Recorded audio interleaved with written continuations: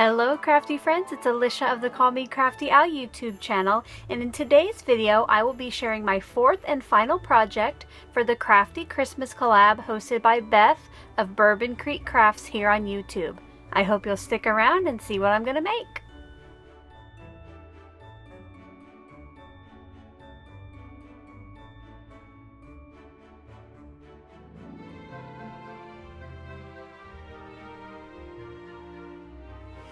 Thank you so much for stopping by today. If this is your first time to my channel, I hope by the end of this video that you'll be inspired to click on that subscribe button below and maybe even tap on that bell for notifications. If you're already a subscriber and regular viewer, welcome back. I'm so glad that you're here again. So throughout this month, I have been sharing with you projects using the Cranberry Christmas Pad collection from Michaels. I will make sure to link all of the videos below if you want to go check them out when you're done here. This collaboration has been so much fun, so I just want to say thanks again to Beth for coming up with the idea and hosting this collaboration. It's been great to get started on some Christmas projects, and now I got just a little jump start on next month. In today's video, I'm going to be using the products you see in front of you, as well as a digital file that I bought from Creative Fabrica. I will link the bundle below if you want to check it out.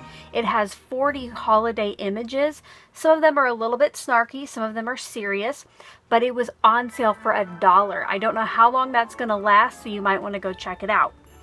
The layout of today's cards was inspired by a photo I saw on Instagram. I'm going to pop the picture up on the screen now.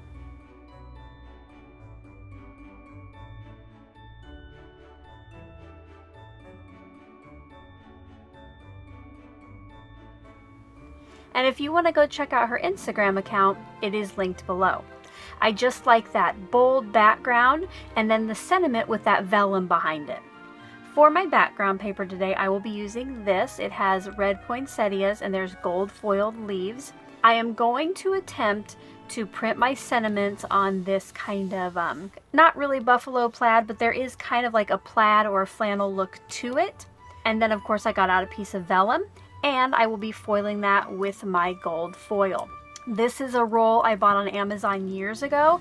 You can definitely get smaller rolls, but I really love some gold foil, so I went ahead and paid for the larger roll. In the description box below, I'll link what I got, and I'll try to find some smaller ones. I know Heidi Swapp has a lot of different foils, and they're in smaller quantities and cheaper. Once I start my process today, I will be going to a voiceover. So if I leave you with any questions, as always, make sure to leave those in the comment section below, and I'll get back to you just as soon as I can. Let's get crafty. For my card bases today, I'm going to be using an off-white cardstock. This is between white and ivory and matches that background of the pattern paper super well. Here I just cut it in half to 4 1/4 inches wide, and then I use that ledge on my trimmer to help me fold each of these in half. Next, I cut down my pattern paper. I did cut this into 6 pieces that were 4 inches wide by 5 1/4 inches tall. On that original inspiration piece, she did have that pattern fill the entire background, but I wanted to get just a little bit more out of my sheet of cardstock, so instead of yielding 4 cards, if I cut them to fill the front of the card, now I can yield 6 and use more of the sentiment that I'm going to show you here shortly.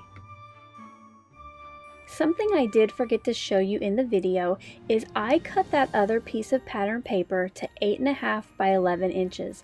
That way I can print the file that I created for myself in InDesign right onto that pattern paper.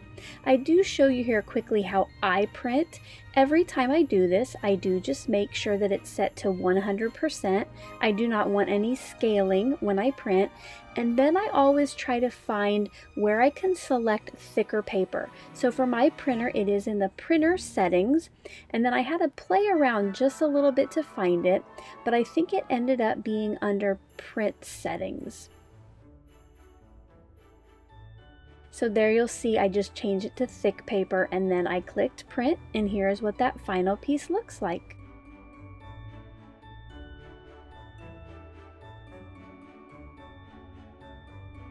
because I do have a black and white laser printer, that is why I am able to foil my prints. Now, if you don't have access to that, you could always take your printed piece. If you have like an inkjet printer, you could take that to your local copy shop and just have them print that with their machines, which have toner, and that's what you need to be able to foil. Once I had the foil cut and laid gold side up, I then put a piece of white paper on top of this and created a little sandwich. Then I ran it through my laminator, and here is the finished look.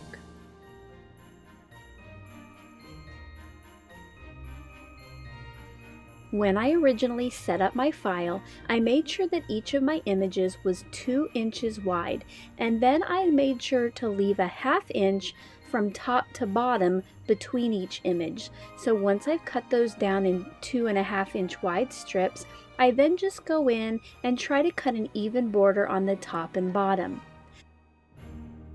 Next, I cut my piece of vellum into 2 strips that were 3 inches wide. This is going to be plenty for my 6 images, but if I were to use all of the images I printed, I would need to cut 1 more sheet of vellum. And here is what the final sentiments I chose say. The first one says, "Do not open until December 25th. I thought that might be good for a card you'd put a gift card in. The second one said, "Santa, why you be judgin'?" Next, "This year instead of presents, I'm giving everyone my opinion." "I'm cold, you're hot, let's cuddle." "Headin' for the naughty list." And finally, "Baby, it's freaking cold outside." And now that those are chosen, it's time to put the cards together. I put some adhesive on the back of the sentiment, and then I place it to one end of the vellum strip, and I try to leave a 1/4 inch border around the 3 outside edges. Next, I took another sentiment, and I did this same placement but at the opposite end. And finally, I put adhesive on a 1/3, and I just centered those between the other 2 on the vellum strip. This ensures that I will have enough space between these to finish cutting a border that is even.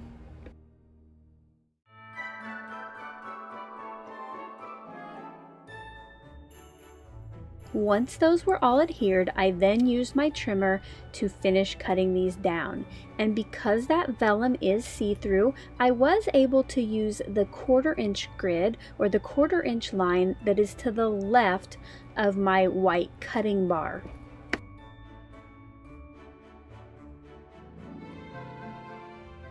The next thing I did was place a piece of the pattern paper onto the front of each card base. I just put adhesive on the back and then centered that in the front. And you'll see there I just have a slight border around the outside of my pattern paper.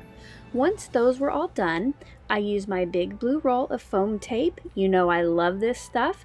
I get it on Amazon. It's super economical. When you buy the roll, it's actually about twice as big as what you see here. I do have it linked in the description box below if you want to check it out. Once the foam tape was on the back, I then just centered this in the card as much as possible. For the larger or the taller images, I did center it left to right and top to bottom, but you'll see here in just a little bit when I get to the end of my cards and I have the smaller sentiments on there, I kind of made it more like a Polaroid where I left an even border around the top and the left and right edges, and then at the bottom there was a slightly larger border. I just thought this was more pleasing to the eye. And here's a look at the final cards.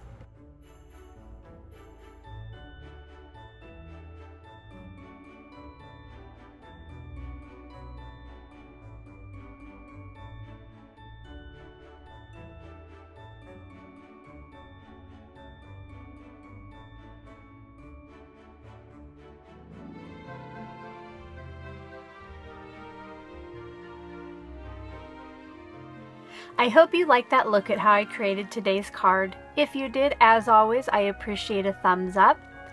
Until my next video, I hope you're all having a crafty day. Bye-bye. Thank you so much for taking the time to watch all the way to the end of the video. I hope that you'll consider clicking on one of the videos or playlists I have linked above, and if you're interested in any of the products or tools that I use in the video, I do have some links in the description box.